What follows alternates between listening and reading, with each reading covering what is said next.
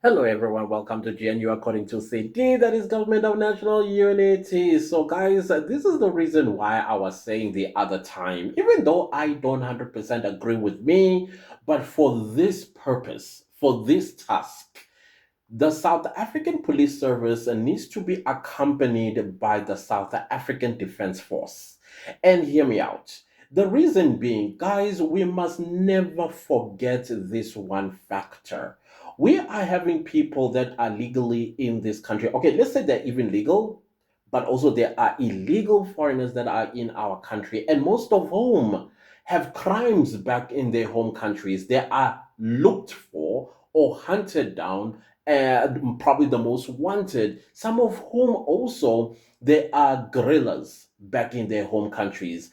And they are well trained militarily. They are well trained in how to take down another human being. They've got all these tactics. And the only language I believe that they understand, because it's buried somewhere in the depth of their brain, the moment they see an army uniform, that is the only language that they understand, because the reason why they ran away and they're in South Africa is because of that uniform. Because that uniform carries a lot of power, resources, and also a lot of energy to fight them back. Now, as you would watch this video that I'm about to show you,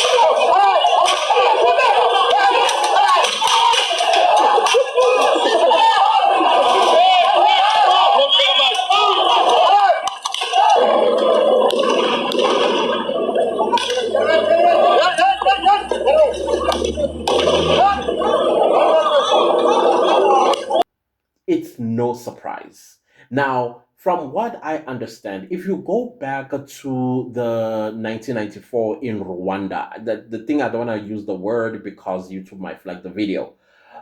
In Rwanda, the people that were deleted, they were deleted with the very weapons that these people are carrying. And you must understand that these weapons are part and parcel of their culture. These are the weapons that they use when they go and invade other people's villages. These are the weapons that they are well trained in. It's like a Zulu man back in the days of Shaka Zulu, holding a spear and a shield and a or Isagila. They knew what those things were for and how to use them. So same thing with these guys with a machete, a panga, all those things that they are carrying. Do you think if the police of this country that are untrained in situations like this one, yes, they are trained for riots and how to disperse a crowd, but usually they are trained in the context of South African protests, not in the context of a Somali or of a Rwandan or of a Ugandan or of a Central Africa, what do you call that country? Central African Republic, where they use these weapons to deal with people. Now, we did see a video that I was very indignant about that I posted, I think, yesterday, where a group of Mozambican, Malawians, and Zimbabweans, as well as Zambians, threatening the South African police service. Basically, the threat is out there. It exists, it's active. That if you are going to continue deporting us, this is what we are going to do because we are sick and tired of you. We are staying here whether you like it or not. Then we saw another video, which I think I'm going to play at some point because I'm still busy with the Home Affairs presentation that was dropped by Dr. Schreiber and his team, and I am breaking the first video down for comprehension so that we all understand what's about to happen when it comes to our Home Affairs as well as immigration in South Africa. Then we had another group that is seen in another video, a group of Ethiopians doing the exact same thing as the Zimbabweans, as well as those Mozambicans and Zambians that were threatening the South African police. Now, this group is Ethiopians. Ethiopians are threatening the police of South Africa when the police of South Africa are given an order to fetch or to search or to find illegal foreigners, some of whom they are criminals where they come from. This is the report we are getting recently that South Africa has become a safe haven for criminals in their own countries. They are fugitives. And when they get to South Africa, they cry asylum seeking. Because if we have to send them back home, we are sending them to their death. That's what they say. They don't tell the whole truth that no, in my country, I committed atrocious crimes. And because now I was being looked for or I was pointed out, I ran to South Africa. And they come and say, I'm a fugitive, I'm a refugee, or I'm seeking asylum seeking. Those are the things that we also heard by the presentation that was done by Dr. Schreiber and his team in the Home Affairs Portfolio Committee today. Now, you have Ethiopians lying on camera, accusing South African police of shooting them, killing their children and women. But when you ask where are the bodies, dololo. Now, what they're trying to do here is manipulate the international community by saying, listen, we don't want to be deported. Yes, we are illegal, but we don't want to be deported back to our countries to face consequences of the crimes that we committed back home. And now South Africa has resurrected xenophobic attacks, and they are killing our women and children. But the international community is not going to ask for evidence. Where are the bodies? Secondly, these Ethiopians that are falsely accusing South African police of shooting and killing their children and women is that they did not go to the South African Criminal Procedure Act, Section 49, where it prohibits police from using excessive force, meaning they are not allowed to shoot to kill. In line with the Constitution of the Republic of South Africa, Section 11, that speaks about everyone has a right to life. So much so that if, let's say, you are indeed a person that left your country running away as a fugitive and you got to South Africa and you acknowledge the crimes that you committed back home, but your country has a death penalty, South Africa will protect you from being deported back to your country, knowing very well that you are going to be executed. South Africa now invoking Section 11 of the Constitution when your country of origin applies for extradition. South Africa will protect you and say, no, we cannot send you back home if you are going to be facing the death penalty. So this is when the South African Constitution kicks in, Section 11.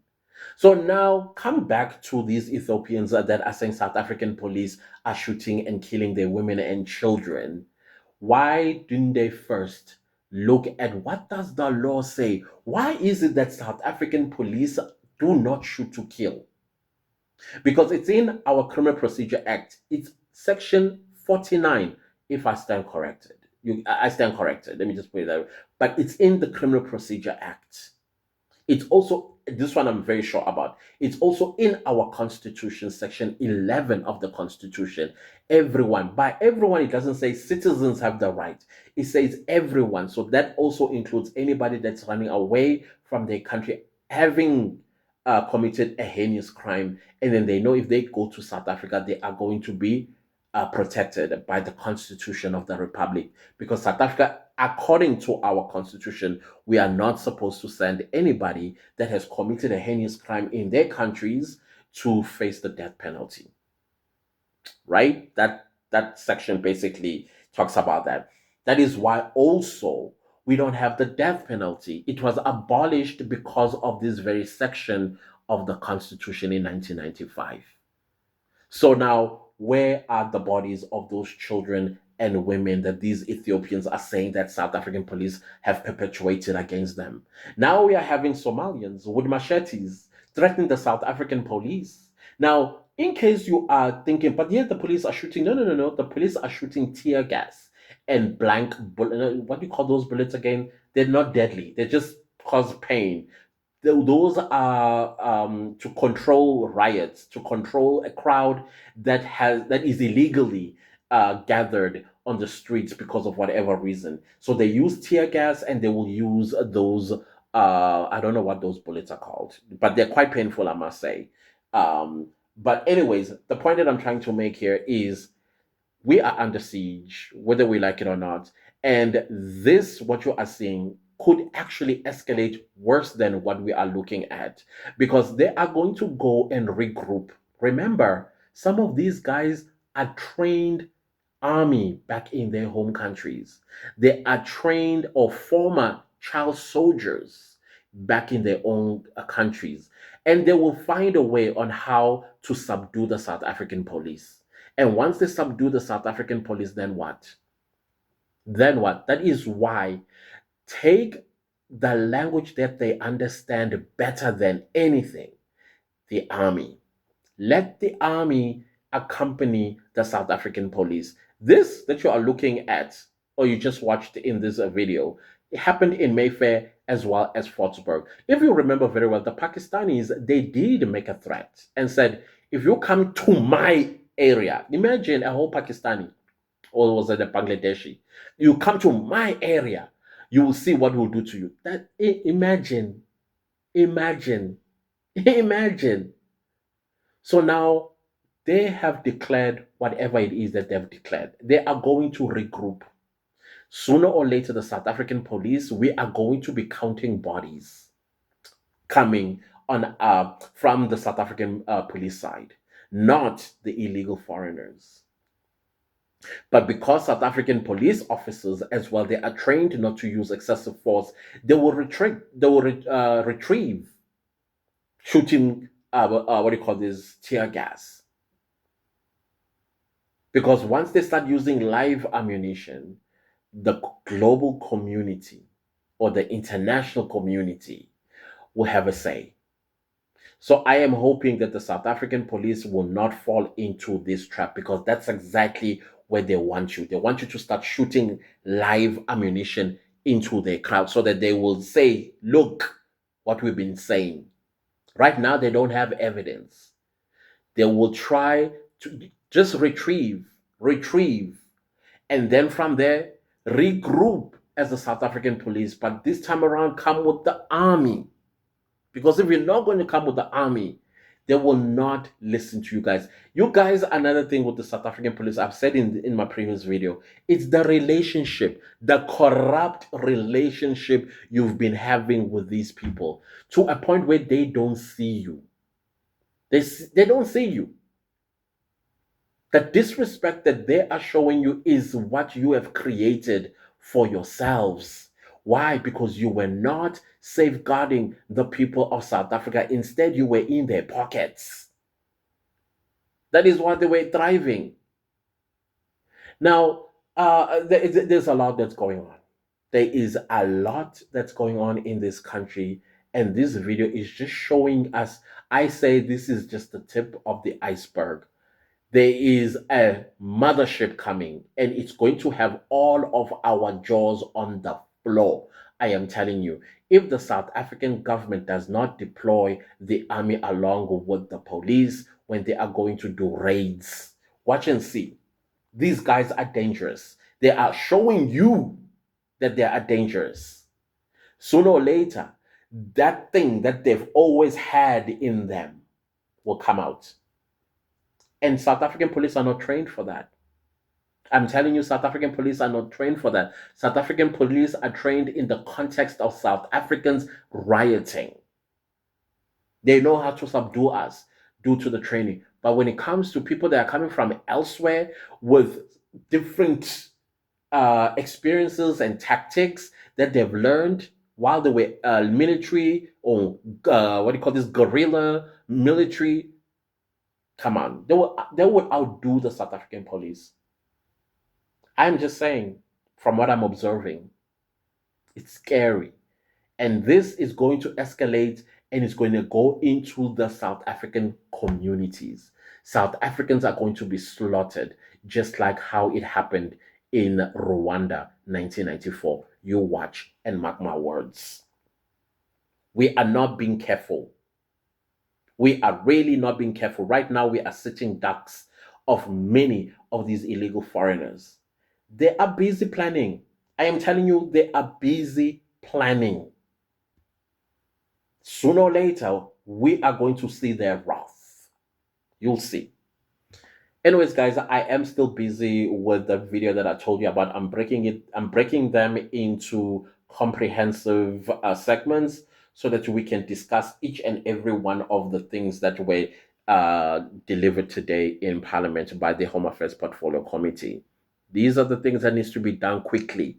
This white paper needs to be debated, voted for, and signed into law as soon as possible. Hopefully by end of 2024. I know these things do take some time because I have to consult. I have public hearings, and I'm sure you know what? Let's cut the whole public hearings things. All South Africans want the same thing. They want them gone. Period.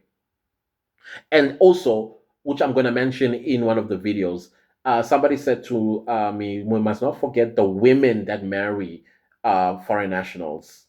Because many men, when they marry a South African citizen, they are hoping for a South African citizenship. And it shouldn't work like that. If you are a woman that marries a foreign national, you become his country's citizen, not he becomes the citizen of the country. We can't have a brother-in-law living with us in our house. We can only have a sister-in-law coming and living in our house, not a brother-in-law. Where have you heard that? So Home Affairs needs to add that in their white paper. A South African woman that marries a foreign national, she takes his citizenship. He does not become a citizen of the country. But if a sister or if a brother marries a foreign national, meaning a South African marries a foreign national, then that foreign national woman will become a South African citizen, not the other way around. But I'm going to mention that because these are submissions that we need to make to Home Affairs as they are busy with this white paper. We need to be as persuasive as we can because the problem in our country is foreign national men in operative word. These so-called fugitive refugees and asylum seekers, have you noticed the majority of them are men? What kind of an African man that is a coward? I've never heard that before. But my point here is that video is demonstrating the level of gumption, the level of audacity, the level of chutzpah, and the level of bravado that these people have. Now, the only thing that's left is that bubble that they've suppressed while they were living here, that they have committed back in their home countries like Somalia. I mean, we know Somalia for the past almost 40 years. That country has been chaotic. And those people who caused that chaos, they are here in our country, military trained. They know what to do. They know they're strategizing how to subdue the South African police. And they will do it. Ethiopians, same thing. All of them, including some Zimbabwean former military. These are the same people that are busy with cash in transit heists. There's no South African child in South Africa during the days of apartheid and post apartheid were being taught how to hold a gun. None of us were trained how to hold a gun and shoot an AK 47. We were never taught military tactics that we see when cash in transit heists are being committed. Who do you think commits those crimes? Are they not former military personnel of Zimbabwe and elsewhere on the African continent? Come on.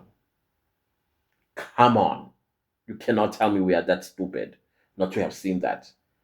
Other than that, guys, I will see you next time with a new video. Goodbye.